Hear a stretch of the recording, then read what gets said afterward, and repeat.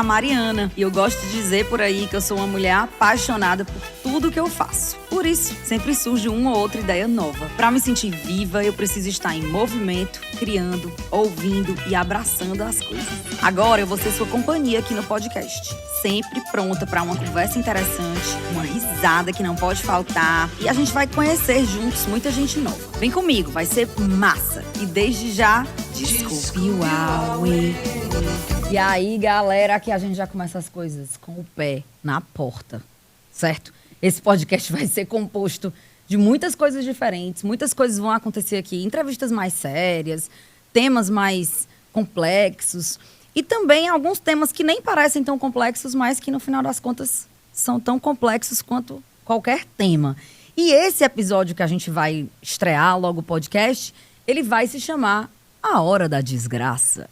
O que é a Hora da Desgraça? É que uma vez por mês vou receber uma convidada que nesta temporada já é a mulher que está aqui na minha frente, que eu vou já dizer quem é, para que a gente comente notícias, fofocas e algumas coisas que são consideradas desgraças, sob alguma ótica, e que a gente possa conversar. Eu sei que você está aí ouvindo esse podcast, sei lá que horas, fazendo sei lá o quê, mas eu imagino que dê para fazer muita coisa enquanto se ouve um podcast, né? Então, faça aí o que você quiser, que a conversa vai ser leve, engraçada, porque essa mulher é uma das mulheres mais inteligentes que eu conheço na minha vida, nesses 42 anos de vida. Tem um currículo dela aqui, certo? Mas eu não sei dizer a palavra Massachusetts, então eu não vou ler o negócio todo. Mas leia não. O fato é que, basta eu dizer para vocês, resumidamente, que Fabi, que é a mulher que está aqui na minha frente, é sobralense, bebê. A mulher estudou em Massachusetts, trabalhou em Massachusetts, é conselheira do TikTok Brasil desde 2022, mas ela é sobralense, essa informação que não pode ser omitida, principalmente no episódio de hoje, porque tem uma pessoa vítima da nossa fofoca que é do Sobral. Então, Fabi, seja bem-vinda ao Desculpe o Aue. Queria pedir desculpa por qualquer coisa, que é a coisa que eu mais vou dizer aqui. E dizer que eu estou muito feliz. Não é por nenhuma credencial que você está aqui, dessas que eu acabei de dizer. Acho que sua maior credencial é a capacidade de colocar em palavras, né? Que eu acho que isso daí é parte de quem você é, do que você faz e tal.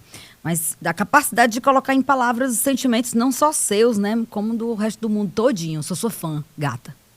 E eu sou sua fã também. Gente, é um prazer enorme estar aqui nesse bate-papo. Eu fico super feliz que esse monte de palavras difíceis não foram lidas aí, porque, na verdade, eu estou hoje aqui para a gente só conversar mesmo. Colocar essas palavras para funcionar na cabeça das pessoas, para que elas possam criar ali uma engrenagenzinha de poder ir mais profundamente no que a gente chama desse ponto de desgraça aí, o social, ou polêmico, de pânico na hora, né? Que a gente possa colocar ali duas engrenagenzinhas para funcionar melhor. Massa. Dizem que quem tem amigo tem tudo, né? Hoje é a prova disso porque Thalita, que é a nossa produtora, que está aqui, não quer aparecer, ela é tipo Lombardi, mas Thalita, eu disse, Thalita, vamos ter um podcast? Vamos gravar, vamos. Na tora. Quem é que você quer chamar? Eu, a Fabi. E foi uma prova de que quem tem amigo tem tudo, porque não precisaram explicar nada, né? Chegou aqui hoje sem saber o que é que ia fazer. Eu disse, Thalita tem roteiro? Ela, polêmicas. Eu disse, já estou me alongando. Maravilhosa. Olha, falar em amigo, vamos conversar sobre uma relação que a gente não entendeu ainda totalmente, mas a gente vai conversar, como todas as outras desgraças que a gente vai falar aqui, a gente vai falar de um recorte, né? Uhum. A gente não tem ciência de todas as coisas que aconteceram. Mas eu queria muito conversar sobre uma coisa que tem me incomodado desde o dia que aconteceu. Que faz aí, sei lá quanto, uns 15 dias, 20 dias, e ninguém esquece isso. Que é quando Érica de Souza Vieira Nunes, de 42 anos, levou o tio Paulo à agência bancária, morto, para pedir um empréstimo de R$17 mil. Érica jura de pé junto que não sabia que tio Paulo estava morto. E eu queria muito dizer que isso não é a informação mais importante, se ela sabia que ele estava morto, não. Mas né, filha? A informação mais... Não tem informação pior do que essa aí, não. Não mesmo. Mas isso tem uma profundidade tão grande, né? O que eu acho mais interessante nesse circuito todo é que o que realmente se propagou ali dentro do espaço das informações, né, dentro da internet, foi a necessidade da gente criar um humor em relação a isso. Muitos comediantes pegaram essa pauta e foram muito criticados por isso, né? Mas esse é um traço do brasileiro que tanto ele eclode ali na capacidade de fazer uma piada, como também Érica levar seu tio para a lotérica ou para o banco, né, para pedir um empréstimo com esse tio morto. Ela é a mesma coisa, a comédia e o desespero dessa pessoa. A gente tem uma desilusão de existência tão grande que a nossa capacidade ela tem que estar no sonho. Ela tem que estar na capacidade de eu conseguir criar uma ficção que eu vá me sobressair. É tudo tão pouco, a gente vive tão pouco numa desigualdade tão grande, que a gente precisa o tempo todo ou sonhar muito ou rir muito. A grande polêmica estava nessa questão de por que é que a gente ri de algo que é tão terrível, né? Como é que você pega uma pessoa que já faleceu e a gente tem uma cultura de ritualizar esses momentos de respeito, de ter ali todo um espaço de tristeza e de luto mesmo, de despedida, e por que Érica estava nesse ponto de levar uma pessoa da família para pegar um empréstimo, né, um consignado, que já é outra fonte de comédia no país. Não li sobre ela, não conheço a história dela, mas eu fico pensando no ponto de desespero mais do que no ponto de falta de caráter, não sei. Talvez eu tenha uma capacidade de ver o lado bom das pessoas e acreditar, essa seria a minha ficção como brasileira.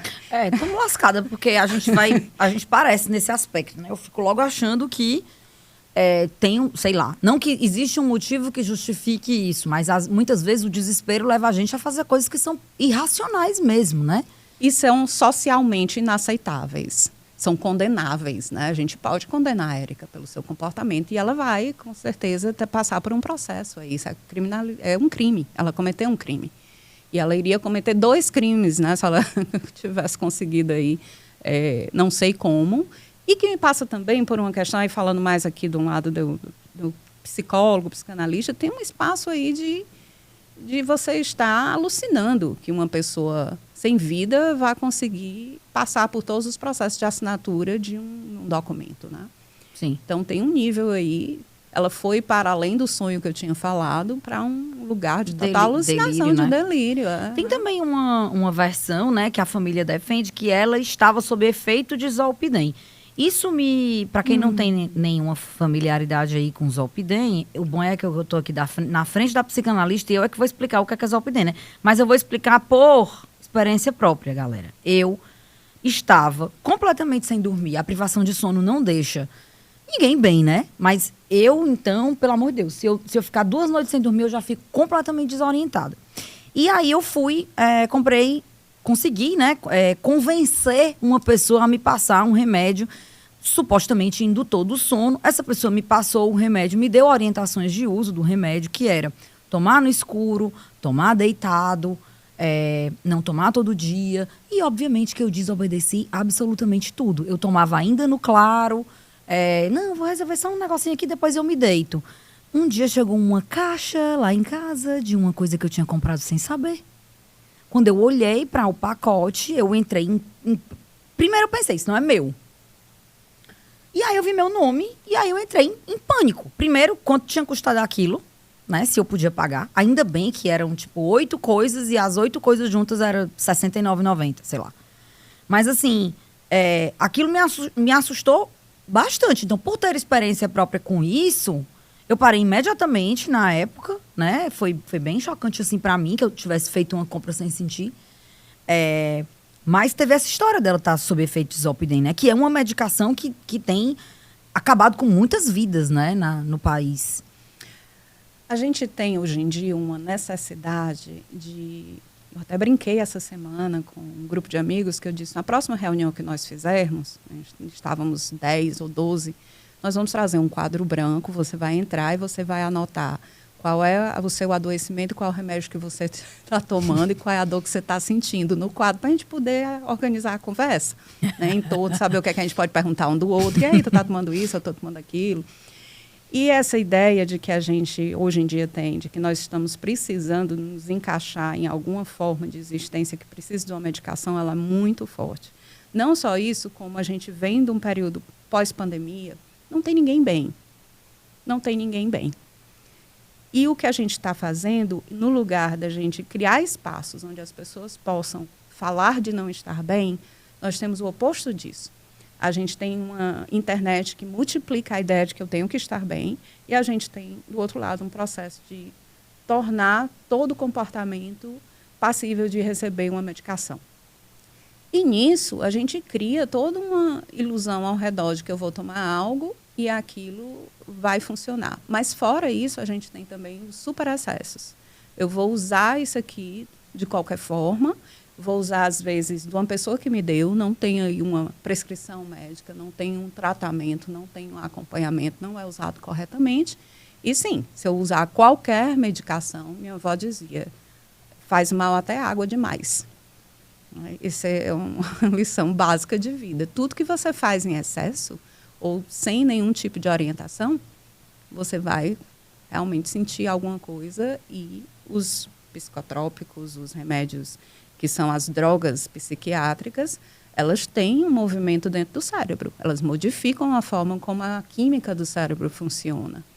E eu não sei, eu posso estar num momento onde aquilo pode me conduzir para um comportamento ruim. Tem vários relatos de pessoas dirigindo que não sabiam mais onde estavam, né, de pessoas que mudaram o comportamento do jeito que elas são diariamente para outro comportamento completamente diferente.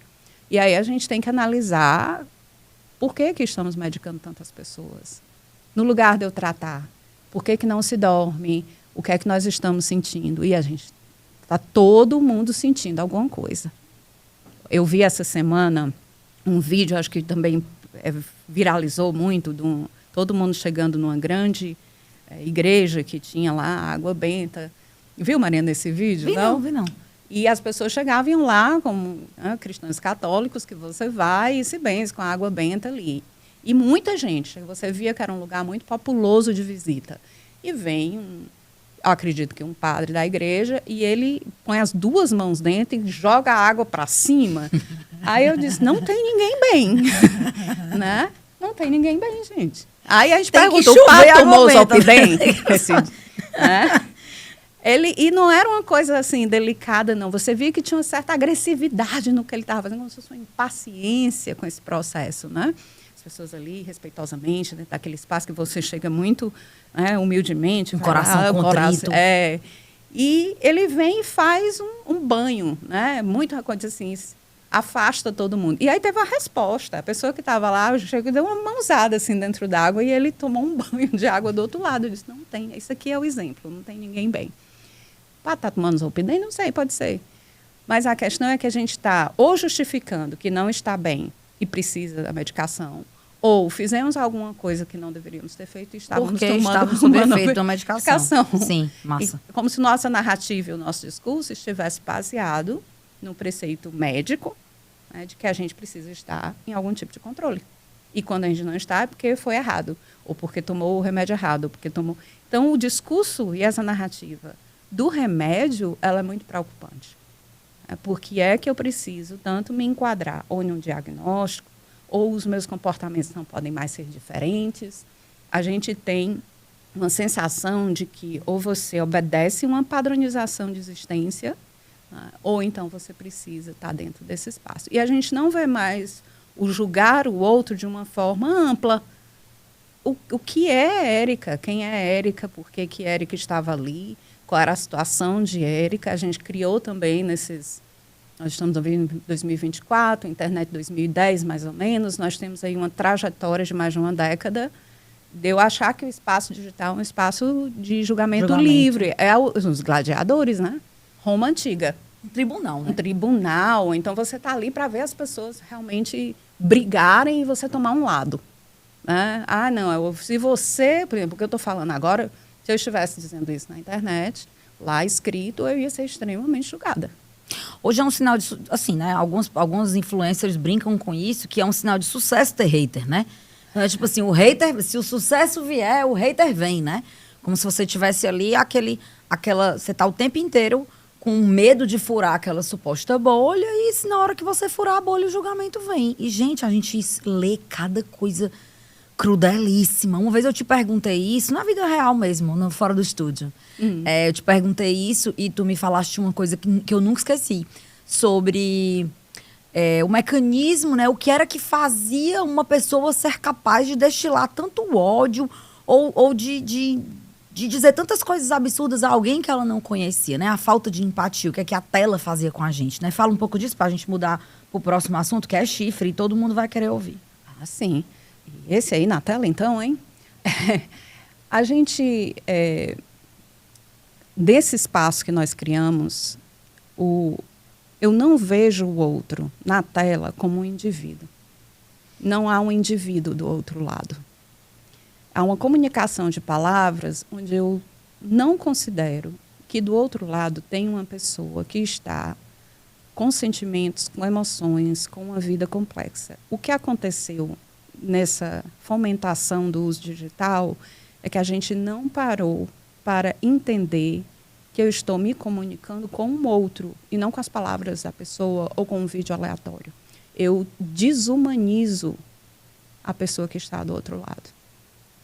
E a gente tem também uma sensação de que as pessoas estão se sentindo tão ruins que é o espaço onde a gente projeta os piores sentimentos e as piores emoções. É um lugar onde eu não estou bem, eu vou lá. Vou procurar um lugar onde eu posso ser um hater ou que eu vou colocar a minha opinião. Se a gente for olhar de perto e ver as pesquisas, o momento em que as pessoas estão ali colocando uma opinião ruim sobre outra ou julgando, trazendo aquilo para um lugar bem julgador mesmo, eu estou falando um pouco de mim, da situação que eu estou passando naquele momento, dos meus próprios desesperos, das minhas angústias. E a gente está só usando palavras ao vento ali por agressividade, né? Eu desumanizo o outro na tela. Pensando nessa desumanização, a gente viu o que foi a espetacularização, né, do fim do casamento ou do fim provisório, enfim, não sei lá o que é que vai acontecer com eles dois, mas da situação de Belo e Graciane, que eram famosos juntos, famosos como um casal, né, famosos como uma entidade aí no showbiz. Para quem não está familiarizado, Graciane é uma influencer do mundo fitness e tal, e Belo é o rei de todos nós, o homem que canta para que todos nós possamos chorar em paz, pagodeiro, sambista, maravilhoso. Belo e Graciane viviam juntos há um tempão, sempre a vida foi muito mediatizada, né? Aquela história, do jeito que você ganha dinheiro com isso, e tem lá os prós e tal. Tem também os contras de você, de sua vida ser uma novela da vida hoje real, em dia, né? Hoje em dia é o que é pedido. Se você tem... Total. E se são duas celebridades, então... Aí me entregue seu cotidiano, que eu compro o que você está mandando eu comprar, né? Exatamente. E aí o que aconteceu? Pelo menos o que a imprensa noticiou primeiro é que o fim do relacionamento tinha sido porque Graciane tinha um caso, uma fé, um namoro, sei lá como é que você quer chamar, com o personal. E começou essa história de que Belo era corno, eu não sabia mais nem que essa palavra existia. Eu olhei e pensei, meu Deus, que coisa mais antiga e medieval. Para mim, desde o feudalismo não existia corno. Que diabo é que eu tenho a ver com a vida da pessoa, sabendo se a pessoa ficou com não sei quem, se deu para não sei quem, se comeu não sei quem. Isso não era para ser um problema nosso, né? Mas né? Desde que o mundo é mundo... A gente quer saber como já da dizia janela. Caetano Veloso. Todo mundo quer saber com quem você se deita. Nada pode prosperar. E nada pode prosperar. O hino da humanidade. Exatamente. Então, Belo começou enfim, essa história de que Belo era corno, todo mundo vai chorar com Belo, papapá. Dia 19 de abril, Belo fez a primeira apresentação da turnê do Soweto, em São Paulo. Minha amiga Luana, um beijo, Luana, estava lá ao vivo vendo esse choro. Disse que chorou também junto com ele. E o Brasil inteiro passou a acolher Belo e Graciane passou a ser, obviamente. Ela não chorou em lugar nenhum, não? Parece que ela não chorou e ainda piorou a ideia de que... Assim, ela errou. É Kenga mesmo, ela entendeu? Errou, ela não foi chorar em lugar nenhum. Não chorou e foram resgatar um horror de vídeo, print de conversa deles dois, porque a internet, ela tem muita memória, né? Então, eu não sei sempre. Quem é que printa um negócio desse. Foram atrás de uma story dela, de fevereiro, dele com uma conversa com ela, ele dizendo eu te amo várias vezes e ela não respondia nenhuma vez. E aí o povo, tá vendo como já fazia tempo que ela não amava ele? Pelo print, né? Pelo print da conversa do WhatsApp. Ela podia estar só com preguiça. Ela podia estar, inclusive, fazendo o treino dela naquele momento. Ela não pega no deve celular passar o dia naquele treinando. momento, né? Tem lanche dela que são 16 ovos cozidos. Eu fui atrás de saber. Demora pra comer. Às vezes você não tá no celular, não. Não é isso. E aí ela tem uma história de que estava envolvida com um personal e tal. E mesmo que a gente já tenha dito aqui, né, que essa coisa do relacionamento do outro, do modelo do relacionamento do outro, gera muita curiosidade. Eu queria saber o que é que você acha disso, desse paredão absoluto e dessa volta desse assunto que é antigo, mas pelo jeito, só eu que não sabia que era também atual, o chifre. A letra escarlate. Vamos colocar em Graciane a letra escarlate, a adúltera, né? A letra A pregada lá na roupa de academia dela. O desejo, a polêmica, né, da história da comédia da vida privada. Quando a gente levou na história o sexo e a sexualidade para dentro de quatro paredes, né, isso tem uma trajetória, isso tem uma história, né, não sempre foi assim. A gente for olhar os gregos, os romanos e até a própria Europa medieval, e não tinha isso. Em algum momento, existe a história disso, o sexo e a sexualidade foram confinados para o espaço doméstico fechado, da alcova, do espaço bem fechado mesmo. E ele tinha um objetivo, era como se eu pudesse encaixotar o desejo. E a mulher, ela foi a que mais sofreu aí esse encaixotamento. Ela foi lá pertencer a esse espaço, bem delimitado mesmo, o que é que ela podia, o que é que ela não podia, e atendendo os desejos de outra pessoa. Isso é uma história antiga.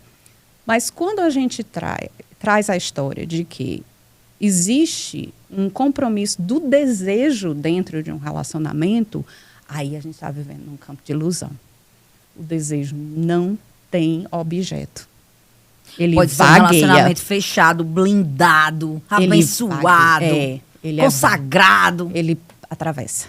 Entendi. O desejo... Até no grupo de casais com Cristo. Provavelmente. Porque quanto mais eu faço uma opressão, ou eu causo uma coisa chamada depressão, que é empurrar para baixo. O que é uma depressão na Terra, né? Geologicamente? É um grande buraco. Ou eu coloco no fundo... Ou então eu oprimo. Quando eu oprimo, ele sai pela lateral. Aí vira vulcão. Começa a explodir aqui e ali, em irritação, em outras agressividades. Então, a sexualidade, ela é parte do nosso processo de existência. E o desejo não tem um único objeto. Não existe isso. Fazer pode ter eu posso escolher. Um objeto. Você pode escolher e pode decidir o que fazer com esse desejo. Aí eu tenho capacidade e responsabilidade de escolha dentro da situação que só eu que você sei, faz dentro de casa, né? Os seus combinados. E eu posso falhar. Você acabou de dizer que estava lá o médico dizendo como era para tomar o remédio bem bonitinho, tudo você quebrou todas as regras. Porque tem outra coisa no ser humano. A gente quebra a regra. Se a gente não quebrasse regra, a gente não evoluía para canto nenhum. A gente não estava nem aqui gravando isso com todas as tecnologias que a gente tem hoje. Então, a gente tem isso também. Esse mover, essa energia que mobiliza, ela também é sexualizada, ela também é uma energia agressiva que faz com que a gente crie, que a gente pense, ela é criativa, ela torna as coisas mais interessantes, ela traz vida. A gente tem isso. A normatização de comportamentos e achar que as pessoas precisam estar naquele enquadramento é uma ilusão social, isso não existe. Não existe. Eu vou ter um compromisso de chegar para a pessoa e dizer... Estou desejando outras pessoas e quero agir nisso. Ou não, pode ser uma coisa que a minha amiga Jerusa, sua amiga também. Maravilha. Beijo, Jerusa. Segundo beijo, Jerusa. Segundo alô. Tô só mandando alô, igual show de forró. Jerusa disse que é a monogamia clássica. Todo mundo trai e ninguém diz nada.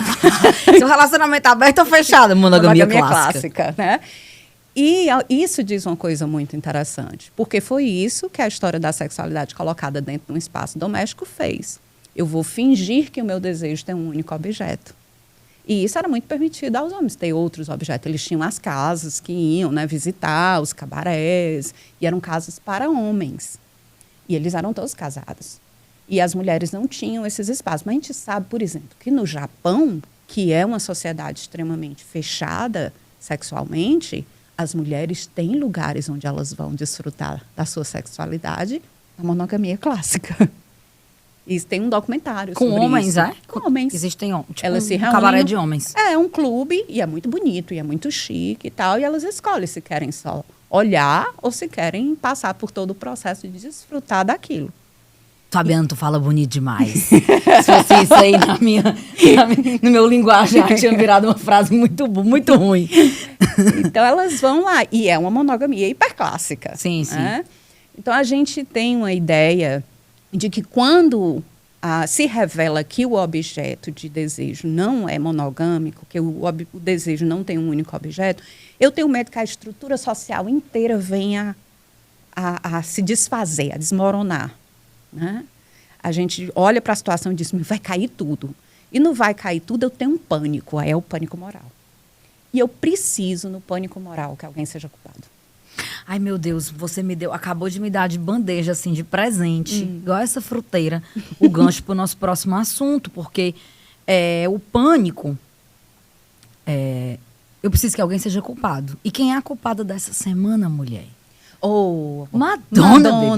Madonna, que inclusive é uma culpa de 40 anos, né? Porque é isso que ela está celebrando, 40 anos que ela faz aquilo no palco. Senhor, eu fiquei tão... Na hora que eu tava vendo o show, né? Eu tava vendo o show em casa, com meu companheiro, eu tinha trabalhado até 10 horas da noite, lá na AUE, que está, inclusive, no nome desse podcast. E aí era dia de AUE, então eu fui pra casa quase 10 horas da noite, sentei voada na cama para esperar aquele momento e tal.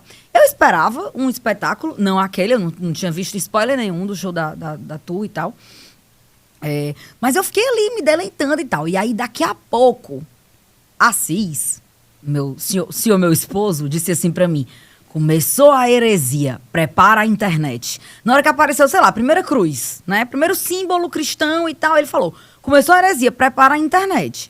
E aí, eu sabia que isso ia acontecer, né? Assim, mas eu não sabia que era tanto. E eu fiquei chocada, galera, com a reação das pessoas na internet, chocadas. E minha vontade era perguntar, vocês estavam guardados em qual gaveta que vocês não conheciam essa mulher? Vocês esperavam o quê? Que ela fosse subir e fazer o culto das princesas, igual a filha da Baby do Brasil? O que era que esse povo esperava, pelo amor de Deus? Então, o rei está nu. O rei sempre esteve nu e agora eu posso dizer que o rei está nu e é muito ruim que o rei esteja nu na minha televisão aberta, né? Em horário nobre. Na Globo. Em horário nobre, no lugar de ter ali o seu velho e bom da trajetória da novela. Naquele fim de dia, eu vou, ou então, qual foi o dia que passou? Foi um sábado? Foi um sábado. Foi um sábado, não sei. Qual é a programação de sábado da Globo? O que é o tradicional? tradicional? Tem a novela, né? Tem 3 novelas e tal. Tem 3 novelas. Então, tem uma tradição ali, né? Da família brasileira. Da família brasileira. E aí, as pessoas se deparam com o show fantástico divulgado em todos os cantos e tal. E o que eu acho que chocou não foi o que ela fez no palco, porque tem um outro amigo meu que a gente se reuniu para assistir o show, e a mãe dele, que é uma senhora já de seus 80 e poucos anos, estava assistindo e disse, minha mãe vai pensar que é um balé da Deborah Coker. Né? Porque balé pode. Balé pode, a Madonna não. Então, a gente tem um processo ali de olhar para as coisas muito cruamente, sem entender que aquilo ali não é sobre sexo. O que ela está falando ali, e ela fala desde os anos 80, é sobre a liberdade de viver a sexualidade, a sua sexualidade, do jeito que você deseja. Então, ela criou uma massa de pessoas, e é isso também que vem junto com o outro, né? O pânico moral de, se eu juntei, como disse um influencer da internet, ele falou, tinha 1 milhão de gays do meu lado. Né? 1 milhão, e eram todos homens. E isso assusta quem está assistindo. Né? Eu tenho uma sensação de que eu, dentro do que eu acho que eu sou poder, de estabilidade, que vai junto com a outra, né? O sexo doméstico, tudo bonitinho, né? Tudo bem dentro. Aí ela expõe que existe uma sexualidade diferente. E ela vai e dá um beijo numa dançarina trans. Para um país que mata a mulher trans, número 1 no mundo. Então, ela vem com uma revolução, ela vem com um protesto em cima do palco em Copacabana. É claro que ela choca. O problema é ninguém pensar na profundidade disso. Eu estou chocada novamente só com o desejo ser orientado para outros caminhos, que não seja heteronormativo, meu, né? Heteronormativo, que não é nem o meu. Quanto mais você se assusta, mais você está com medo do que é seu. Eu não me assusto com o que é do outro. Nossa, isso é muito bom de pensar. Eu não me assusto com o que é do outro. Quanto maior é o susto, maior é o que tem dentro de você que se identifica com aquele susto. E tem raiva da pessoa viver o desejo dela. Porque a pessoa que reclama, reprime. Reprime. Não é necessariamente um desejo afetivo, mas ela pode ter o desejo tão oprimido ou tão deprimido que ela tem raiva de quem consegue ir lá e fazer aquilo que a Madonna coloca ali no palco, né? Mas ela não está fazendo sexo. Ela está anunciando que os corpos são oprimidos, que existem grupos sexuais que são oprimidos, de orientação sexual que são reprimidos, oprimidos, que são mortos. Eu brinquei muito um dia, eu diga, para usar um termo bem internet, bem viralizado, qual foi a hora ou o dia que você descobriu que a música Live to Tell não era uma música romântica e você não caminhou para fazer o seu casamento heteronormativo com a Madonna cantando aquilo? Porque aquela música é uma música sobre o número de pessoas homossexuais que morreram nos anos 80 de AIDS. É isso que aquela música é.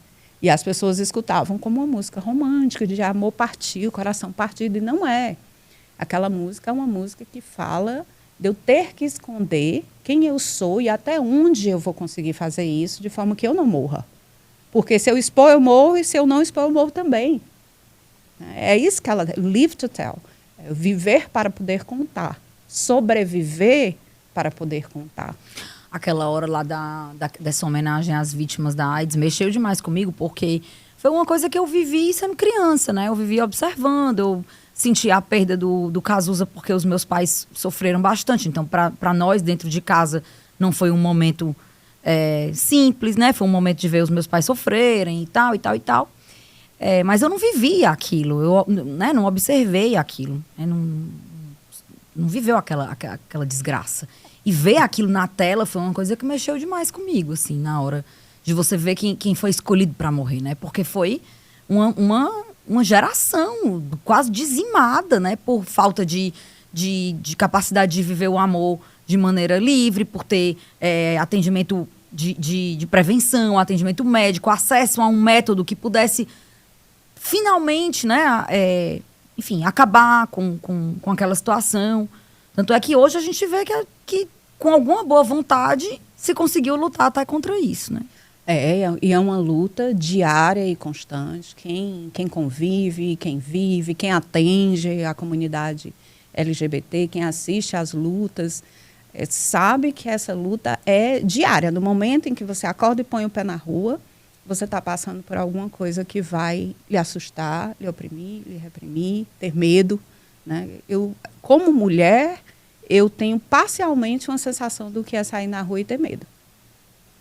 Mas eu acho que o medo deles é muito pior. Porque eles podem ser mortos de uma forma tão cruel, tão avassaladora. E uma coisa que ninguém fala é na hora que Madonna termina de cantar essa música, ela está chorando.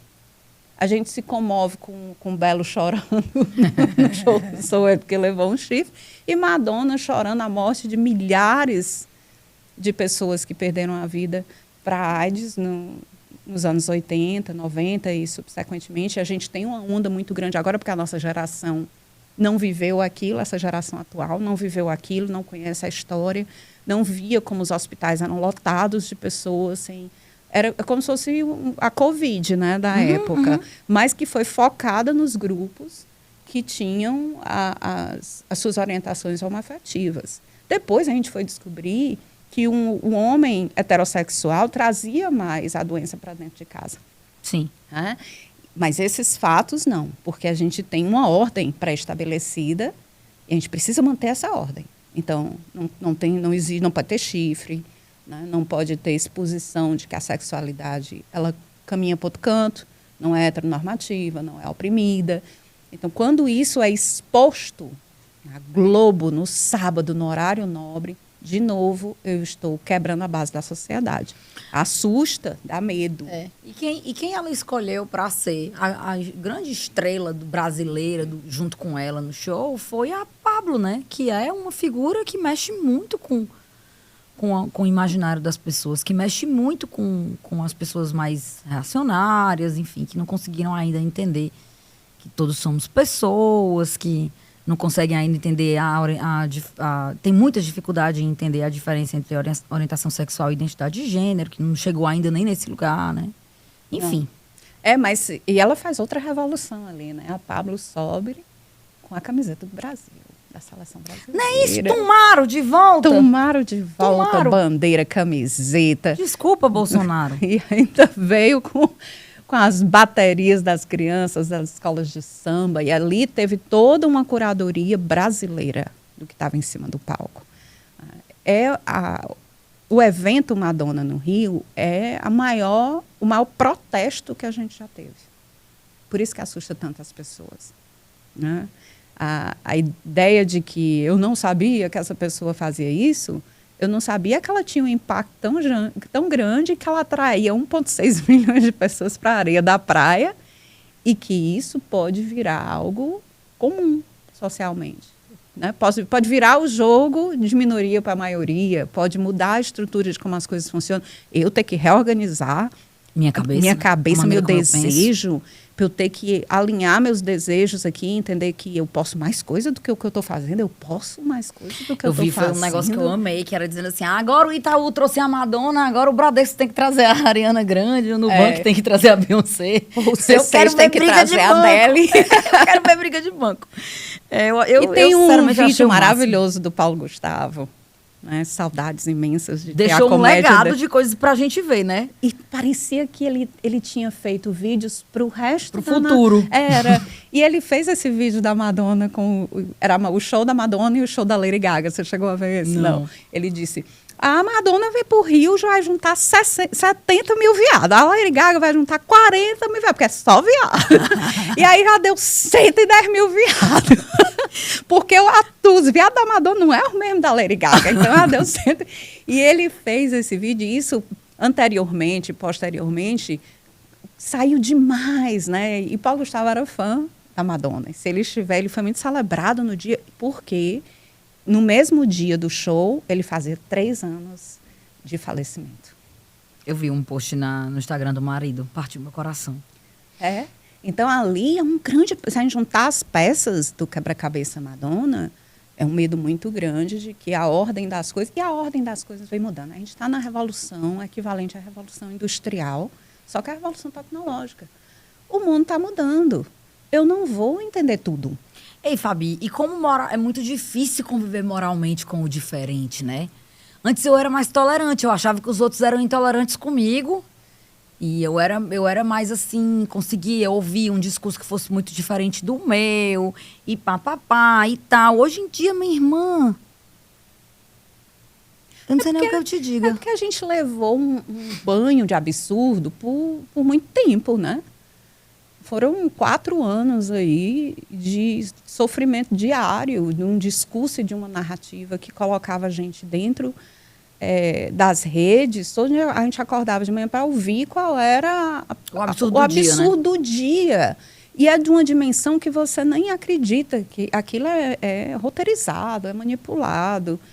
É uma cartilha que se segue. E nós passamos 4 anos. Então, a nossa tolerância, ela foi diminuindo, porque quanto mais eu recebo as coisas e a gente não consegue ter um discurso de volta. Não tem debate, não tem diálogo. Sim.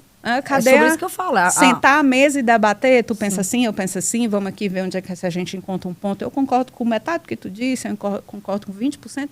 Não tem mais isso. A polarização foi implementada. Sim. E aí a gente tem baixa tolerância porque as pessoas foram para esse rigor de existência para segurar a onda da transformação. Não vai segurar.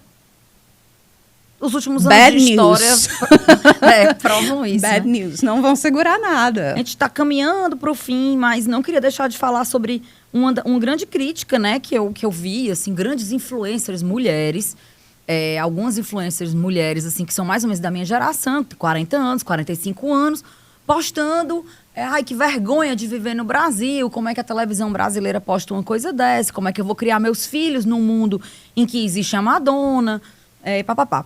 E aí, primeira pergunta, o que é que seu filho estava fazendo acordado, olhando para a televisão, olhando para uma tela essa hora? O filho dela não estava acordado olhando para a tela, o filho dela estava no quarto assistindo X vídeos.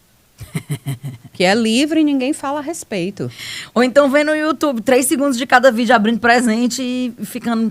Não, o X-Vídeos é muito pior. Nós temos atualmente, um dos nossos maiores problemas online é pedofilia e violência. O filho dela não estava acordado na sala. Ele estava dentro do quarto vendo X. Eu faço a prevenção, eu vou para a escola e faço a prevenção com os adolescentes, roda de conversa. Não tem uma vez que a questão pornografia não apareça. Então, a gente não está falando aqui de, o meu filho está exposto. O seu filho de 17 anos quer lá saber de Madonna. Madonna ali é começo da cartilha. Ele já viu aquele filme indo e voltando em várias cores. Entendi. A gente tem uma falta de... Por isso que eu digo, se você quiser parar o movimento das coisas, não é a partir da sua geração. Se eu for olhar a televisão, a Globo, sábado à noite, não tem nenhum adolescente assistindo Globo sábado à noite, não tem nenhuma criança assistindo isso. Mulher, você pega uma pessoa hoje de 10 anos, a pessoa não sabe nem o que é a Globo. Ela sabe o que é a Globo Play, ela pensa que o ambiente da Globo é aquele ambiente que ela aparece na televisão dela, que ela seleciona e vê o programa na hora que ela quer. E vê o programa que ela quer. Sabe que tem uma programação imposta? E não vai ter nenhuma criança que vai sentar lá e assistir o show da Madonna inteiro, porque ela acha entediante, que ele tem nada a ver com a realidade dela. Agora, a gente tem um problema grave no Brasil de acesso à pornografia. Grave. Por acesso livre, que é um sintoma, que é uma consequência do acesso livre à tela, né? Do acesso livre à tela. Aí a gente tinha que fazer outro momento. Mas a regulamentação de mídia. Mas a gente vai. Porque a gente está aqui brigando pelo que aparece numa televisão aberta e a problemática é outra, muito maior, muito mais intensa. Cria meninas, o aliciamento de meninas no Brasil é altíssimo. E é via... Por exemplo, Roblox, plataforma de jogos. Não é via Madonna na Globo sábado à noite, uma vez a cada 40 anos. Isso aí tem zero impacto na vida, né? Mamães e papais assistindo, vovós. Madonna não será o seu problema. Nós temos outros. Isso aí, esse é o recado do dia. Não, sobre a questão da segurança digital e tal, isso era uma coisa que, aí sim, eu vou ter que ler as 8 páginas do seu currículo no dia. Não. Mas eu queria muito que a gente gravasse isso depois, porque isso é muito importante, a gente entender que tipo de nação mesmo a gente está criando. Se a gente sabe para onde é que a gente quer ir, ou não sabe, ou enfim, mas sabe que a gente quer mudar, quer andar para frente, né? O que é que significa andar para frente? A gente precisa pensar sobre isso. Quando a gente chegar no final desse podcast, desculpe o Aue, todos os episódios, a gente tem 2 quadros, certo? Tamo chique, né? Uma criação de Thalita Machado. Nasceu no rádio, Thalita. Nasceu no Quixeramobim, dentro de um estúdio de rádio. Hoje ela está se realizando. Que lindo! Produtora, diretora de um podcast atualizada. E a gente tem 2 quadros, né? Criados por Thalita. Vamos lá. O primeiro quadro é a minha cara. Que se chama Peguei Ranço. É sobre um ranço que você tem. Algum coisa que fala você fazer. A minha cara. Qual é a tua cara de ranço? A minha cara de ranço? Eu amo. Já fez. Tomara que tenha congelado. Horrível. Aí eu tenho muita cara de ranço. Tenho muitos bicos de ranço. Muito ranço. Se eu disser esse ranço agora, eu tenho medo de ser cancelada. Mas vamos lá, eu vou falar, certo? Diga. Meu ranço atual é a pessoa achar que lixo não é dela, é do mundo. Que o lixo é do mundo. E eu tô vivendo um problema muito sério na empresa que eu trabalho, que é a AUE, que é uma feira que a gente criou há 5 anos, que as pessoas levam seus coolers pra AUE, do tamanho de uma geladeira Brastemp, gigantesca, cheio de vidro. Eu não vendo vidro na AUE. Temos o maior cuidado com o plástico. Temos um contrato com uma empresa de recolhimento de lixo. E a pessoa não satisfeita em não consumir nada na feira, muitas vezes por ignorância de achar que aquilo ali está sendo pago por alguma pessoa que não é uma empresa privada, porque é uma empresa privada, somos nós que os expositores se cotizam na feira para que a gente consiga pagar a estrutura, pagar os shows. As pessoas não satisfeitas em levar, elas deixam todo o lixo lá. Então, em algum momento eu já entreguei a praça perfeita às 4 horas da manhã, Hoje a gente entrega a praça perfeita às 11 horas da manhã. Nossa, que por mudança. conta do lixo. Então, a gente não tem mais dinheiro para recolher o lixo da Away. Se eu disser para você que eu tenho condição hoje de recolher o lixo da Away, eu precisaria de caminhões, pessoas. Enfim, é uma coisa assim, é uma tragédia. Então, a gente tem tentado, né, trabalhar com relação a isso, contratar uma empresa e tal, mas isso tem me deixado assim com um ranço enorme de você não entender que o resíduo que você gera, ele ainda é seu. Você não pode simplesmente descartar ele no planeta. A gente não tem educação, né, de manutenção. Gestão de resíduo, né? Não, é isso não. É educação na escola mesmo. Civil. O que a gente tem uma ausência muito grande, e eu acho que também no pós-pandemia se intensificou com o uso dos espaços coletivos, que veio com... Eu fiquei 2 anos, em média, nem todo mundo, mas a maioria das pessoas, num mundo extremamente individualizado. Fora isso, eu já não tinha uma educação ambiental, a consciência do processo, né, do que é que acontece ali. Então, a gente une uma coisa à outra, eu sendo extremamente individualista e não tendo essa educação, eu levo isso para a rua. Total. Né? E a gente também não tem política, a gente não tem lixeiras o suficiente, a gente não tem um monte de coisa. Aí também... Mas, se abrir a minha bolsa, ela vem coletando o lixo do dia todinho. Eu não aprendi isso com nenhuma outra pessoa, mas minha mãe, que é do interior. Minha bolsa é cheia de lixo. Minha mãe, meu pai se diz, eu sou sertanejo, meu pai diz. E se você for, eu não sei quando foi que isso aconteceu, mas eu cresci no interior, Sobral. A gente ia muito para a fazenda. Interior mesmo, sertão mesmo. A paisagem era cactos e juazeiros. O sertanejo, ele é limpíssimo. Ele não deixa resíduo em canto nenhum, de nada. E o que foi que aconteceu com a nossa evolução? Assim, a gente não aprendeu a usar mais plástico, o coletivo virou alguma coisa. Tem uma grande questão aí para ser trabalhada, né? Enorme, né? A indústria e tal. Mas, enfim, eu não estou aqui para discutir o problema, eu estou aqui para dizer do meu ranço. Aí fale do seu. O meu ranço, eu até tinha comentado aqui um pouquinho antes, que é a história de você usar essas frases como se elas fossem grandes revelações. Acho que é porque no trabalho de análise, de terapia, a gente demora tantos anos para chegar no. Tu não é coach, não, né? Ai, não, coach tem um horror. Esse é o meu ranço, pronto. A tal da virada de chave. Gente, eu tenho muita raiva disso. Ninguém vira chave para canto nenhum. E, aliás, uma rodada de chave numa porta, ela não abre a porta. Não abre. Não tem como. Geralmente, se for uma chave tetra, a não sei quantas voltas, digital, você esquece o número, ela quebra, daqui a pouco você tem que chamar o chaveiro. É um problema muito maior essa tal de abrir a porta, né? Não somos portas, né? Não somos portas, nenhuma. De modelo nem tamanho nenhum. É com essa ideia da rapidez das coisas. Eu preciso que as coisas sejam rápidas hoje em dia, eu tenho muito ranço. Tudo tem que ser muito rápido. Ai, porque eu virei uma chave, virou não. Teve um insight ali momentâneo, que talvez resolva uma coisa do dia. Mas para que essa pressa? A gente está indo para onde com essa pressa? Eu tenho ranço da pressa alheia. Você está indo para onde com essa pressa? Galera, eu ficaria conversando com essa mulher até o dia da minha morte, mas eu preciso terminar. Um outro quadro é Mande Seu Alô. A gente vai terminar com o Mande Seu Alô. Queria hoje mandar meu alô para a Pana Têxtil, que é o primeiro apoiador do Desculpe o Away. Esse podcast só vai continuar se a gente tiver apoiadores. Não dá pra gente tocar tudo aqui nas costinhas de Marianinha e Thalitinha. E Prodizinha. Então, eu preciso mandar esse alô pra Pana. A Pana é uma empresa que produz redes a partir de fios de algodão, crus ou reciclados. Estamos aqui com uma toalha linda, maravilhosa, feita de algodão reciclado, sustentável, feita em Jaguaruana, no Ceará, que é a terra da rede. Disputa com São Bento, na Paraíba, o título de terra da rede no Brasil, né? E tem essa briga saudável, eu costumo dizer, entre quem é que ganha, né? Eu sou time Jaguaruana, vamos ver. Mas queria mandar um alô para Pana Têxtil, @Pana Têxtil. Então, se você gostou do Desculpe o Away, quer apoiar também a Pana, dá uma olhada lá. Todo mundo que é nordestino, que se preze, tem que ter uma rede em casa. A rede é o mobiliário mais importante do Brasil. Então, meu alô hoje é para Pana. E o seu? O meu alô hoje vai para a organização que eu atuo também, parcialmente, que é o Instituto de Me Cuida. A gente trabalha com os comportamentos digitais. Isso é uma coisa que a gente estuda, mas na prevenção da saúde de crianças, adolescentes e famílias. Então, eu Convido todo mundo a dar uma passeada lá no nosso Instagram, que é @DeMeCuida, @DeMeCuida, que tem muita coisa legal no nosso site, tudo gratuito, é ONG mesmo, 100%, a gente tem suporte de ninguém, inclusive ajudem. E você vai descobrir um mundo muito legal se você estiver interessado em saber como você também pode se proteger de tudo isso que a gente conversou aqui, né? Massa demais.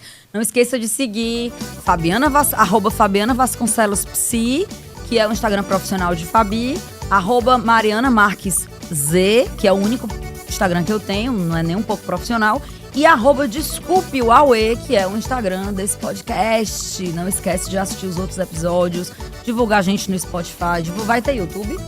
Divulga a gente no YouTube, divulga a Prod, que é esse estúdio maravilhoso que a gente tá aqui.